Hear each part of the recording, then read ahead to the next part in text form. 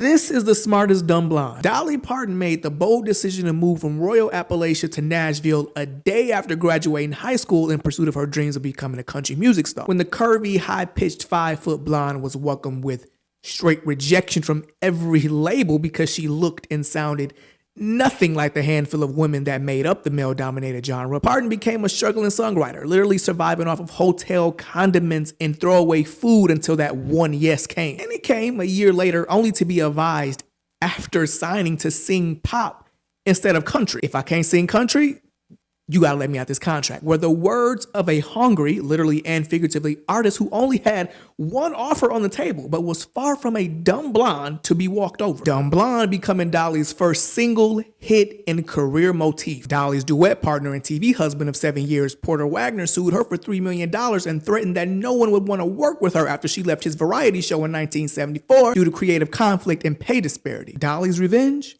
The #1 hit, I Will Always Love You, about the incident, later covered by Whitney Houston. Her own successful variety show and a career independent of Wagner that redefined what it was to be a woman in country music. She's one of few females in the industry who made it clear early on that her business sense was just as potent as her artistry and beauty. The business people respected me for it, the men, but it definitely was different for a woman because most women don't think that way at all. Even the ones that may be smart in other ways or talented, they're still going to depend on a man to do that, or a lawyer or somebody. But I always tried to get the best lawyers and the best accountants, and then I'd get somebody to look over their shoulder too.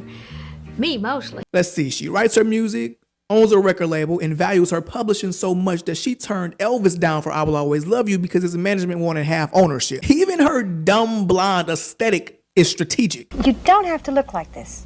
You're very beautiful. You don't have to wear the blonde wigs. You don't have to wear the extreme clothes, right? No, it's certainly a choice. I don't like to be like everybody else. I've often made this statement that I would never stoop so low as to be fashionable. That's the easiest thing in the world to do. But I just chose to do this, and show business is a money-making joke, and I've just always liked telling jokes, But do you ever feel that you're a joke, that people make fun of you? Oh, I know they make fun of me.